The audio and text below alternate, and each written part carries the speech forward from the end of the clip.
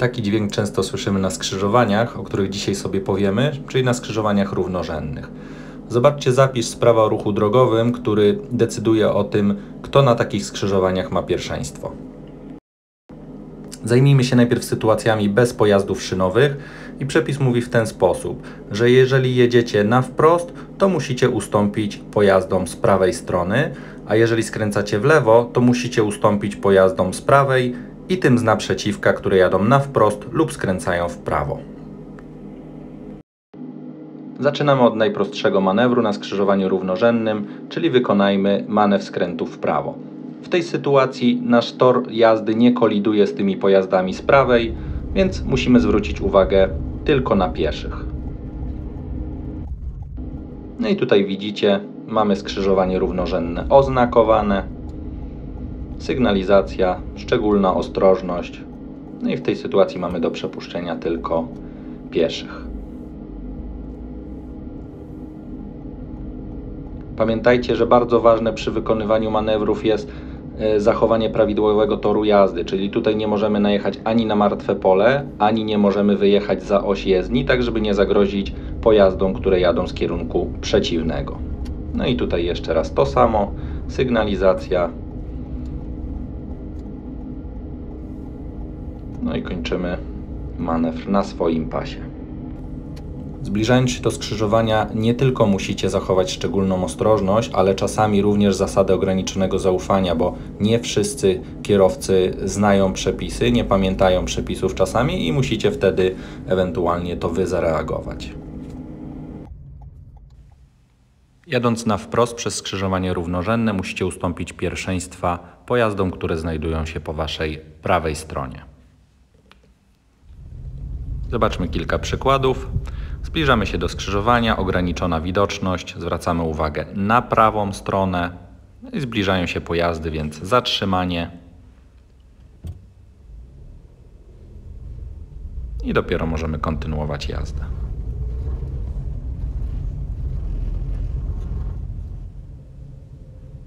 Jeszcze raz przejeżdżamy przez skrzyżowanie równorzędne na wprost, zwalniamy, wychylamy się, jeżeli widoczność jest ograniczona. I jeszcze raz to samo.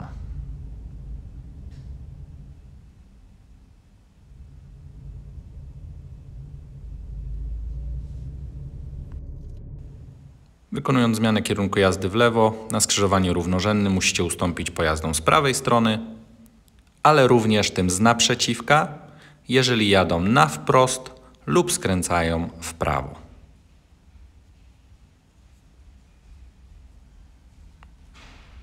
Jeżeli pojazd z naprzeciwka jedzie w lewo, no to wtedy możemy przejechać z nim bezkolizyjnie. Kilka sytuacji. Skrzyżowanie równorzędne. Sygnalizacja, szczególna ostrożność. Upewniamy się, że nie mamy pojazdów nadjeżdżających ani z prawej, ani z naprzeciwka, które jechałyby na wprost lub skręcały w prawo i możemy kontynuować jazdę. Pamiętajcie, żeby tempo wjazdu na skrzyżowanie zawsze dostosować do widoczności, którą macie. I oczywiście przypominam, że po ukończeniu manewru zweryfikujcie, jakie znaki znajdują się na nowej drodze, na którą wjechaliście.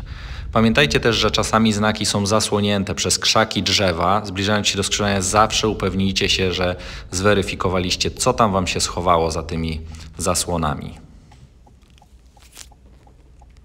Mamy pojazd po prawej, mamy pojazd z naprzeciwka. Widzicie, taksówka ustąpiła po prawej, wolną ma prawą, jedzie.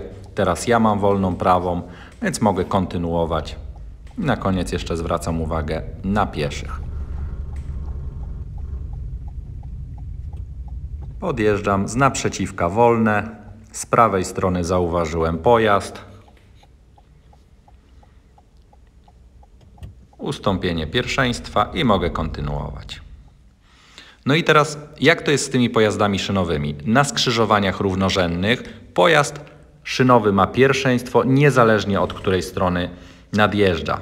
Czyli zobaczcie, tutaj pomimo tego, że mamy go po lewej stronie, musimy mu ustąpić pierwszeństwa. Takich sytuacji nie mamy za wiele, no ale tak jak tutaj widzicie, udało znaleźć się strefa skrzyżowań równorzędnych, torowisko tramwajowe na drodze poprzecznej. No i wykonując zmianę kierunku jazdy w prawo, musimy zweryfikować, czy nie nadjeżdża pojazd szynowy z lewej strony.